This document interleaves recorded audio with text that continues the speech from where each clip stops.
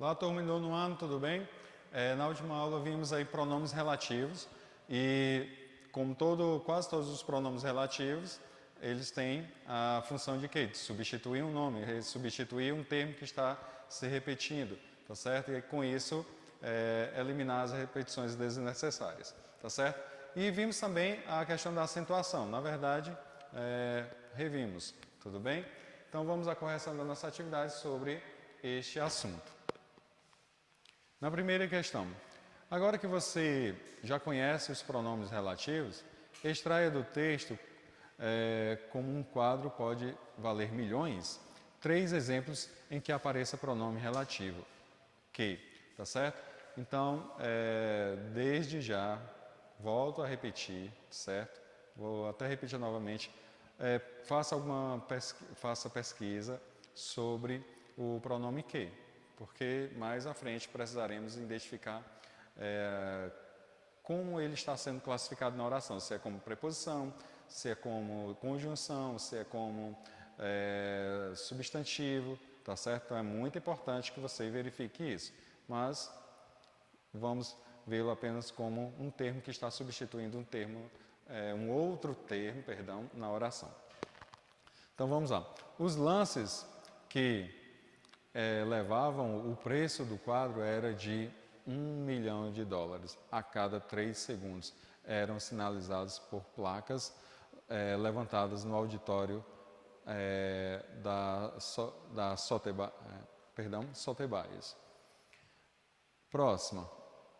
A oração, no caso, período. O próximo período que apresenta aí o emprego do pronome relativo, seria: o principal critério é o renome do artista, a marca que sua assinatura atribui ao quadro, tá certo? Então, como você pode observar, teríamos um termo que poderia ser substituído, que poderia ocupar aí o lugar do pronome relativo que, mas obviamente para evitar essa repetição, utilizamos aí o pronome relativo. O outro período. Quando o artista se torna uma marca, o mercado tende a aceitar como legítima em qualquer coisa que ele apresente, conta Thompson. Certo, gente? Então, vimos também na última aula que o pronome que, o pronome relativo que, ele pode ser substituído por seus equivalentes, tá certo? Então, quais seriam os seus equivalentes? Temos aí os quais, as quais, o qual, a qual. Então, veremos isso na próxima questão. Ok? Então, vamos lá. Segunda questão. Reescreva as frases que você encontrou no exercício 1, substituindo que por o qual e suas variantes. Tá certo? Então, eu espero que você tenha consultado o quadro, tenha verificado que mesmo que fazendo esta substituição, não tem como causar prejuízo na oração, ok? Então é muito importante lembrar desse detalhe. Se realmente for um pronome relativo, ele pode ser substituído por suas variantes, mas não ocasionará aí aliás, não vai ocorrer aí o prejuízo na oração, tá certo? Fique atento a estes casos.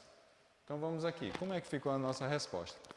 Os lances os quais elevavam o preço do quadro em $1 milhão a cada 3 segundos eram sinalizados por placas levantadas no auditório da Sotheby's, certo? Então, vamos para o próximo período.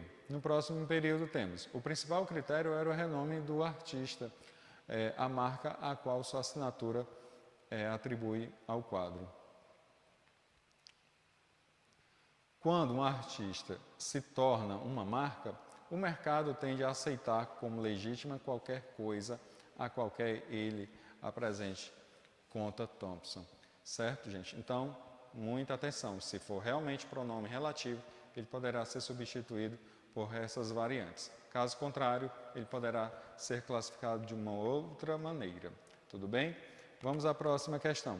Reescreva as informações de cada item a seguir em um único período usando os pronomes relativos para evitar repetições. Atenção! Ao usar os pronomes onde e cujo, e suas flexões, tá bom? Então, muita atenção, eu espero que você tenha consultado o quadro sempre que possível, tenha feito as alterações, pequenas alterações, que uma oração ou outra venha a pedir, tudo bem? Então temos aqui, todos querem comprar os produtos, as marcas dos produtos são famosas. Então, obviamente que o termo que está se repetindo aí será substituído por um pronome relativo. Então vamos verificar como ficou? Então temos, todos querem comprar os produtos cujas marcas são famosas. Então é muito importante verificar que devemos empregar um pronome que possa apresentar uma concordância com o termo aí que está sendo substituído. Tudo bem? Que está se referindo a ele. Então, no caso aqui, cujas está concordando aí com marcas. Tudo bem, gente? Então, vamos à próxima. A quem pague uma fortuna por um copo. O artista usou o copo. Então, como você pode observar, temos aí um termo que está se repetindo. E este termo será substituído por um pronome relativo. Vamos lá. A quem pague uma fortuna por um copo que o artista usou. Então, como eu falei para vocês, sempre que possível, aí, faça uma pequena alteração para atender à necessidade de reescrição aí. Tudo bem? Então, como você pode notar, durante a sua produção textual, lembre de utilizar esses recursos que os pronomes relativos oferecem, ok? E isso vai fazer com que seu texto fique bem mais conciso e claro. Vamos ao próximo. Para fazer sucesso, basta estar em uma galeria. Os artistas de renome expõem na galeria, tudo bem? Então, como você pode observar aí, temos a palavra galeria sendo repetida, então ela deve ser substituída por pronome relativo. Para fazer sucesso, basta estar em uma galeria onde foi visto que o onde deve se referir, deve ser sempre substituir um termo que denote lugar, ok? Então, esse lugar seria galeria. Então, como pode notar aqui, galeria está sendo substituído pelo pronome relativo. Tudo bem? Então, para fazer sucesso, basta estar em uma galeria onde os artistas de renome o expõem. D. Gastam milhões em obras. As obras, muitas vezes, nem são bonitas, certo? Então, temos aí, que se repete. O termo que está se repetindo aí é obras, então, obras deverá ser substituído pelo pronome relativo. Então, ficando aí, gastam milhões em obras que, muitas vezes, nem são bonitas, tá certo? Então, como vocês já podem observar aí, já temos alguns termos aí que são separados por vírgulas, tá certo? Então já fique atento que isso já está trazendo aí uma dica do que será explorado. No caso aí, as orações subordinadas adjetivas. E as adjetivas, elas podem ser substituídas aí entre restritivas e explicativas, tá bom? Então, gente, chegamos ao final dessa primeira parte da correção. Certo? Eu quero que você pause o seu vídeo para que você tenha um tempinho de rever aí a pontuação, tá certo? Pause o vídeo agora. Voltando, então, como você pode perceber, já estamos tratando aí de pontuação, tá certo? Na aula passada verificamos aí a importância da pontuação no nosso texto, certo? Alguns irão indicar a intercalação de advérbios, alguma pontuação ela vai trazer aí isolar expressões explicativas, outras irão destacar citações ou termos não comuns no nosso vocabulário, tá certo? Então vimos todas elas, caso você tenha alguma dúvida, anote no seu material para que seja esclarecida no nosso encontro de logo mais, tudo bem? Então vamos lá, pontuação. Temos aí a primeira questão é justamente para ler esse pequeno texto e em seguida você deverá pontuá-lo, tá certo? Então, como você pode perceber, temos, mas com esses nomes acabam virando uma grife. Os artistas não nascem sozinhos. Então, como você pode perceber aí, será que não está faltando nada aí, não? Tá certo? Então, como você já pode notar, Se começamos aí um trecho fazendo uma pergunta, está faltando o que mesmo? Exatamente, está faltando aí uma interrogação, ok? Vamos à próxima. Vai ficar um espacinho bem curtinho, mas vamos dar um jeitinho aqui. Tudo bem, gente? Então temos aí, os artistas não nascem sozinhos. Como vocês viram, o ponto final era justamente para quê? Para destacar uma frase declarativa ou abreviaturas. Então eu tenho aí uma frase declarativa. Os artistas não nascem sozinhos, tá certo? Então temos aqui ponto final, ok? Vamos continuar aqui.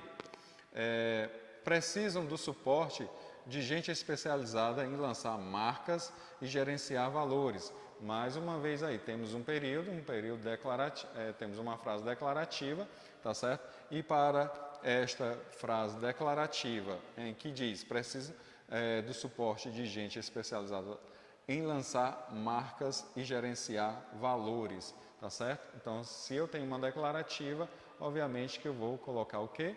Ponto final, ok? Então, temos aí.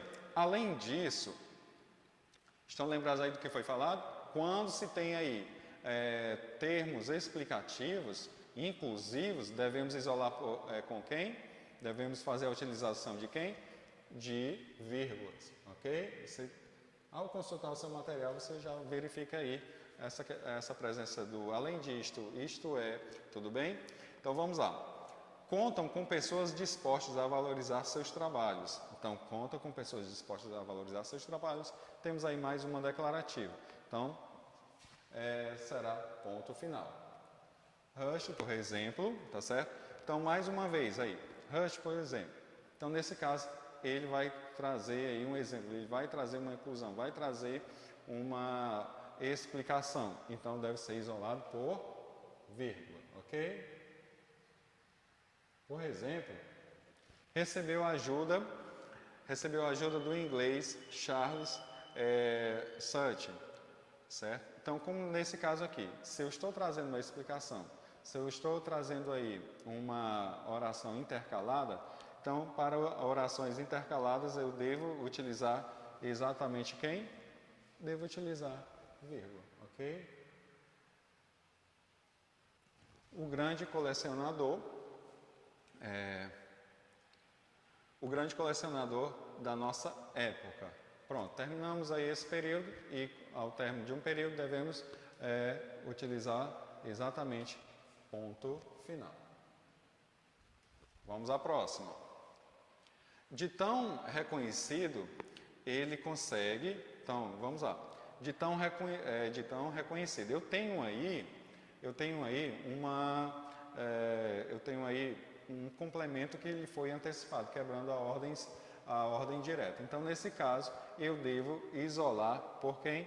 Eu devo isolar por vírgula, ok? De tão conhecido, ele consegue transferir prestígio aos produtos que consome, ok? Então, terminou esse trecho, temos aí uma frase declarativa, então ponto final. Até mesmo você já pode ter observado aí a presença de iniciais maiúsculos, né, ao final de cada um, ok?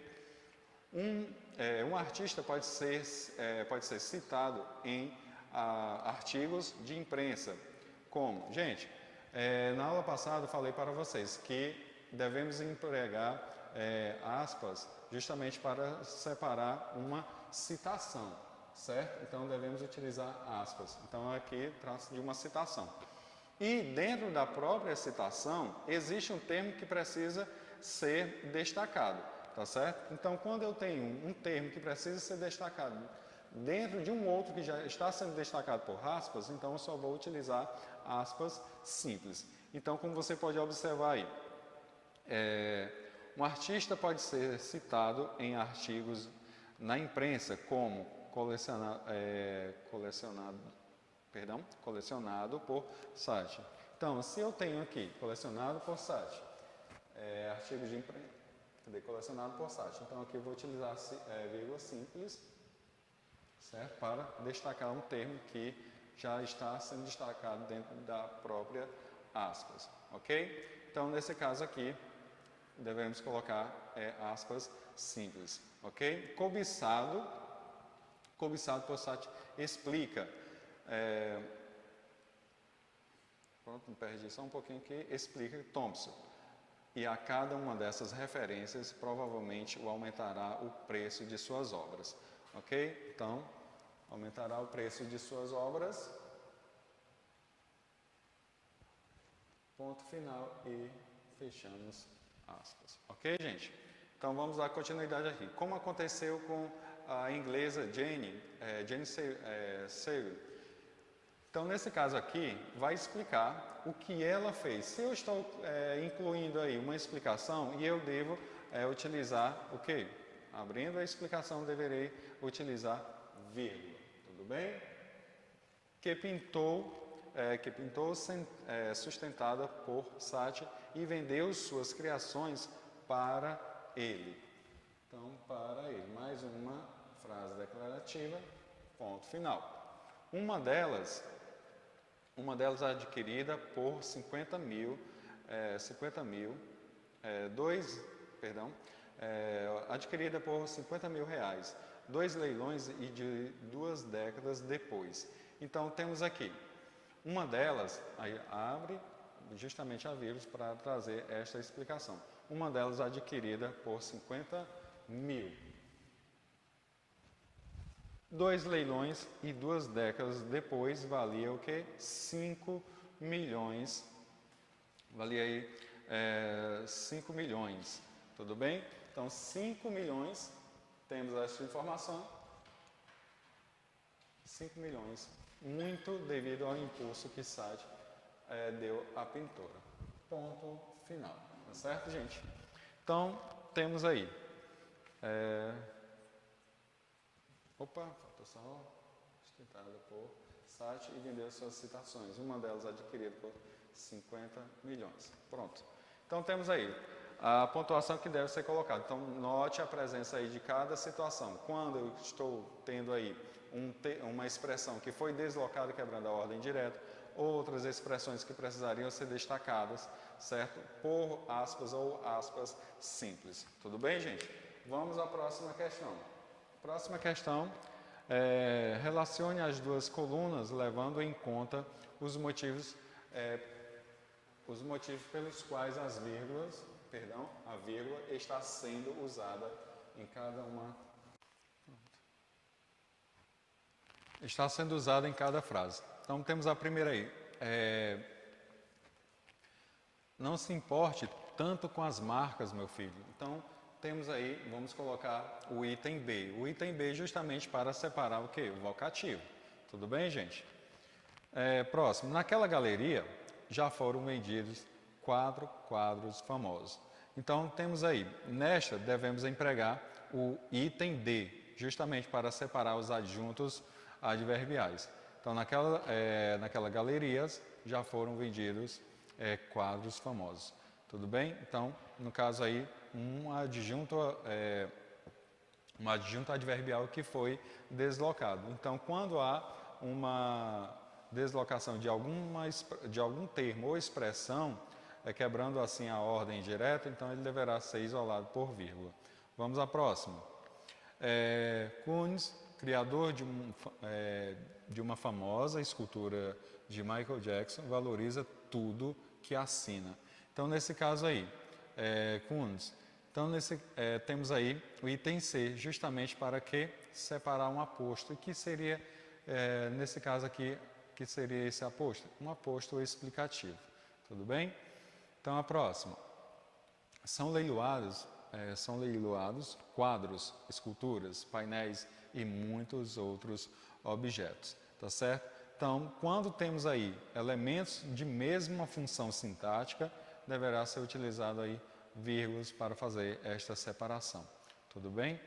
Vamos à próxima. Nem sempre quem compra entende o valor real da obra, isto é, seu significado artístico. Tá certo?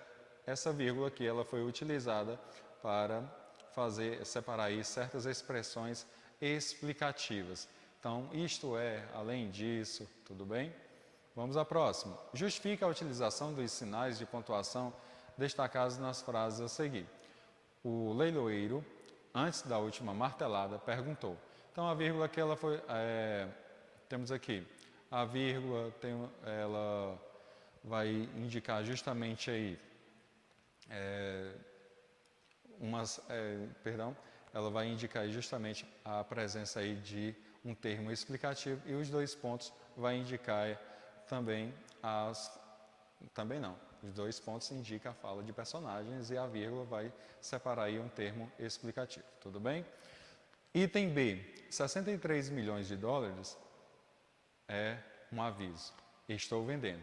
Então, nesse caso aqui, aspas, marcar a transcrição da fala, como já vimos anteriormente. E o ponto final, aproveitando aqui a questão, o ponto final é para indicar o final de uma frase declarativa. C.